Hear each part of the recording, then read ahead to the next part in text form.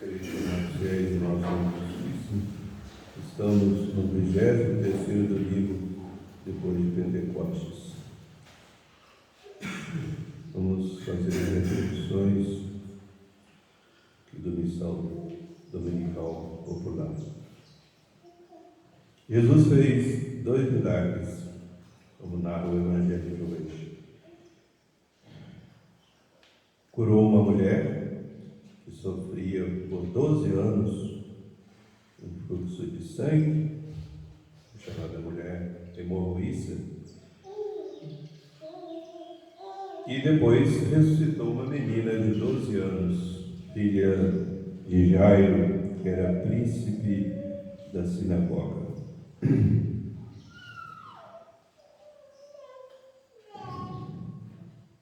Vamos meditar aqui sobre a ressurreição dessa menina. A menina de 12 anos.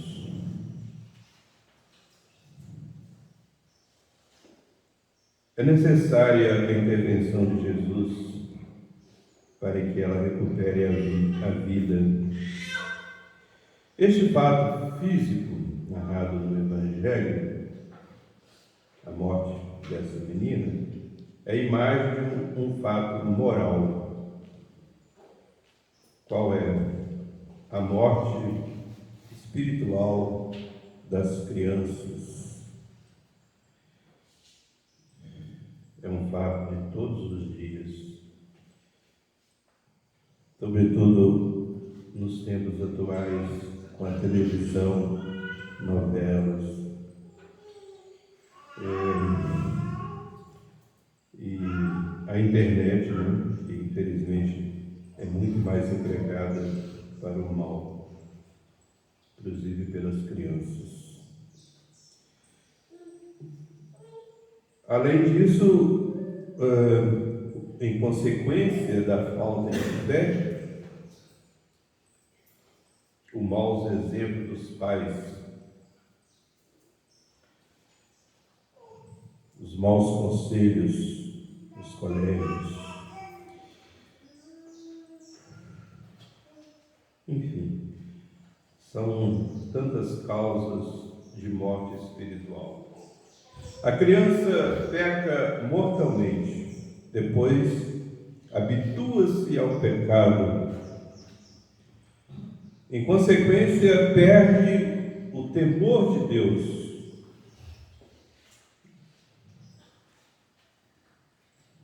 Abandona a religião. Muitos fazem a primeira comunhão, mas para muitos é também a última. Infelizmente, depois se afastam da igreja. Não há perseverança. Quantas pessoas, quantos pais, de família se dizem católicos, mas não assistem a Santa Missa aos domingos. E os seus filhos vão crescendo achando que isso é o normal. E não é. Sem a Santa Missa, sem a frequência dos sacramentos, ninguém pode ser bom cristão, católico exemplar. Consequência é que há essa morte tão triste. Mas como é invisível e como muitos não têm mais fé, não é lamentada.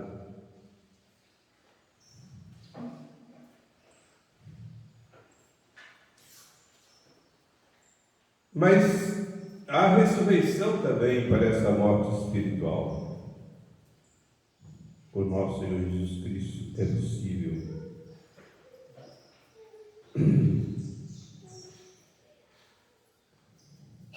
Para restituir a vida sobrenatural, a vida da alma, a graça santificante, também o fervor, a pureza,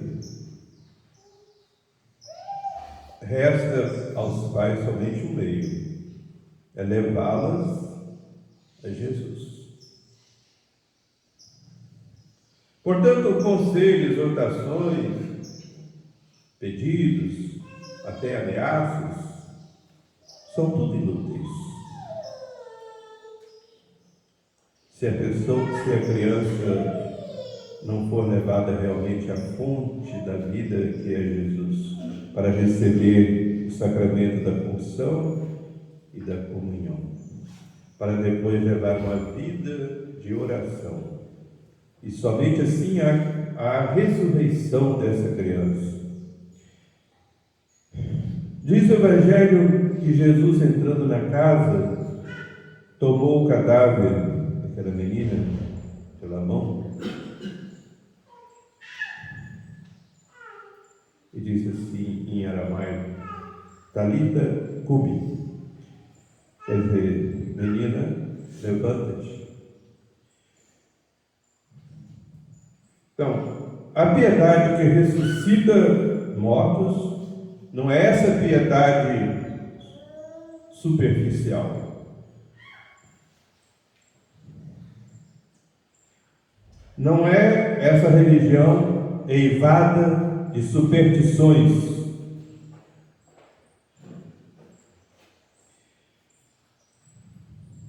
Na verdade, Jesus não toma essas crianças pela mão. Elas estão longe de Jesus. E a causa dessa religião falsa é o mau exemplo de muitos pais. Não há exemplo, são raros os exemplos de uma piedade verdadeira. A gente vê, muitas vezes, piedade sentimental, interesseira, sem base sólida de uma fé viva. Isso a gente vê, esse quadro triste.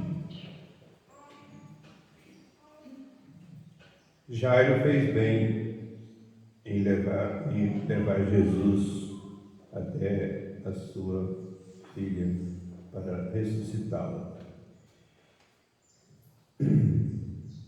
Portanto, zelem os pais pela educação religiosa dos filhos. Afastem deles tudo que lhes pode dar a morte, para não chegarem ao extremo de pedirem um milagre para a ressurreição de um morto.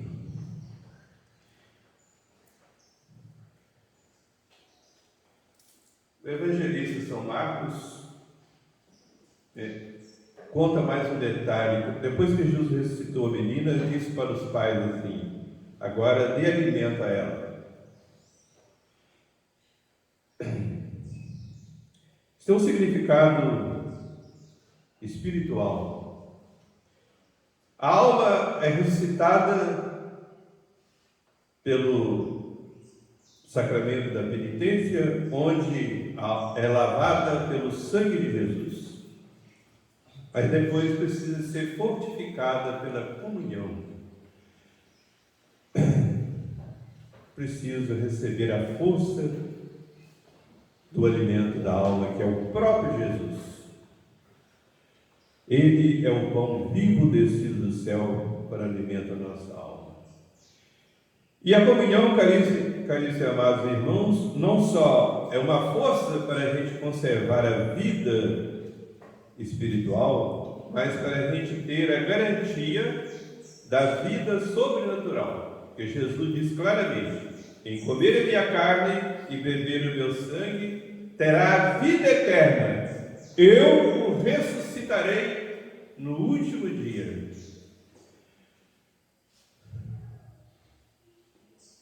Agora, para terminar, vamos meditar um pouco sobre a cura daquela mulher que sofria de um fluxo de sangue. Muitos estão, caríssimos amados irmãos, se enfraquecendo, como uma pessoa que sofre de uma hemorragia, perde muito sangue, fica sem força, sem ânimo. Então, há muitos que estão assim.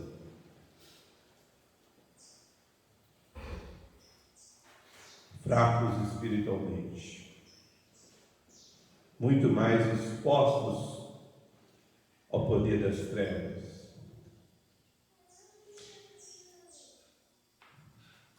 É preciso também que essas almas recebam o toque de Jesus.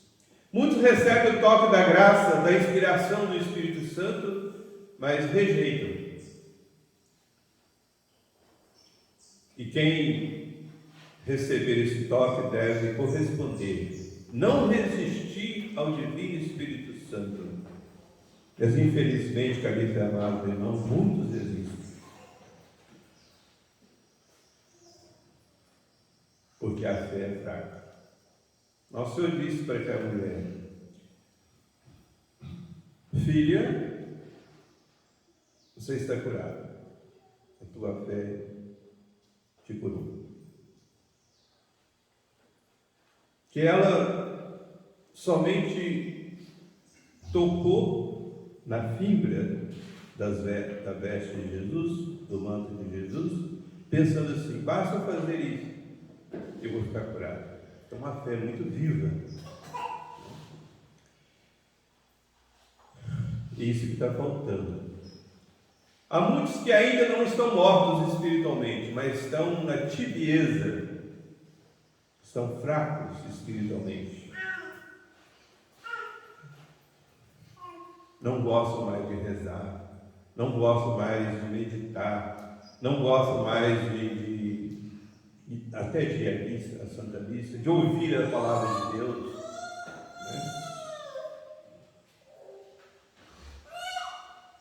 Na internet tem muito tempo para ver coisas de humor, de esporte, de política. Agora, quando vê alguma coisa de religião, alguma coisa que o padre escreveu sobre a vida da alma, sobre o céu e os meios de lá chegar, não leio. Sobretudo se estiver assim, com mais de 15 minutos de duração. Tem tempo isso.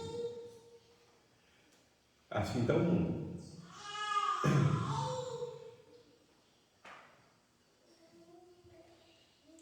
Caríssimos amados irmãos, para terminar, vou contar um fato que o historiador Eusébio de Cesareia foi o primeiro historiador da igreja, história da igreja, né? É uma matéria que ele estuda no seminário, ele estuda toda a história da igreja, né?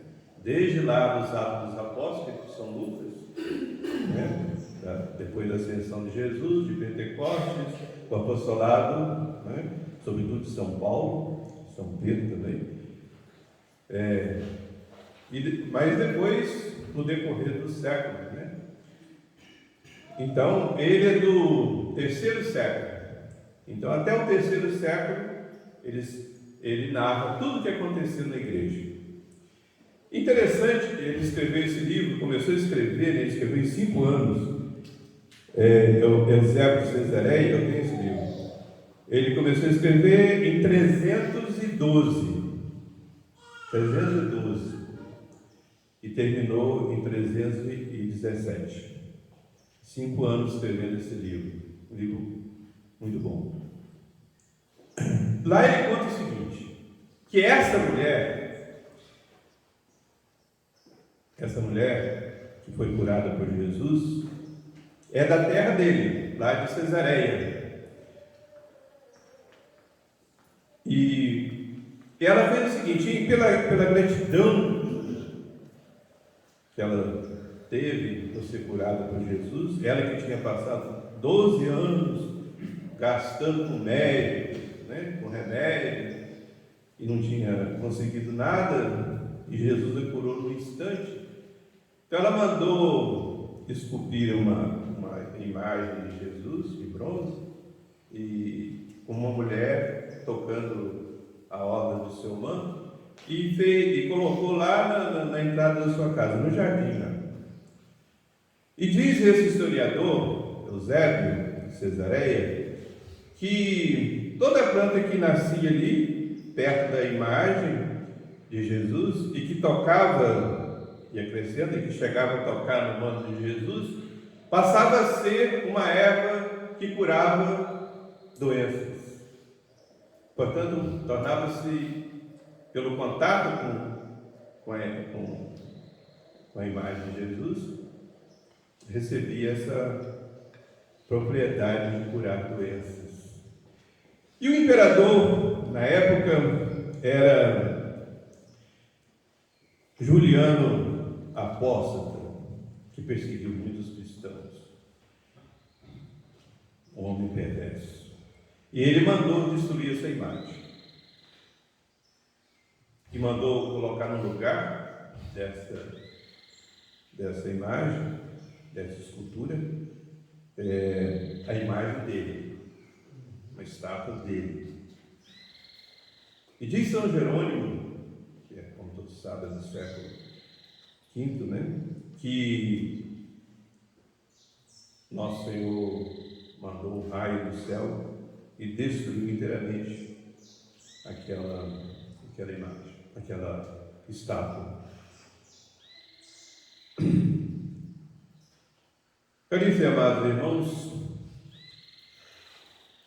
nós não só podemos tocar o manto de Jesus, nós recebemos o próprio Jesus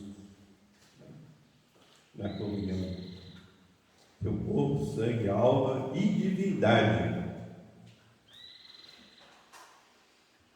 Se a gente não se sentir melhor, se a gente não tirar frutos da comunhão, a gente pode concluir com toda certeza que a gente está fazendo a comunhão, não digo sacrílega, mas com toda certeza sem a devoção, a fé necessárias. Porque é impossível ser tocado por Jesus e não ressuscitar espiritualmente, e não melhorar, e não sair da fraqueza espiritual. A pessoa tem que melhorar. Porque a comunhão, caríssimos e amados irmãos, apaga todos os pecados veniais e dá força à pessoa para evitar os pecados mortais. É o que a gente estuda na teologia, e está no catecismo também, né? No terceiro catecismo. Que não é impossível receber Jesus e não melhorar, e não se purificar, e não se santificar.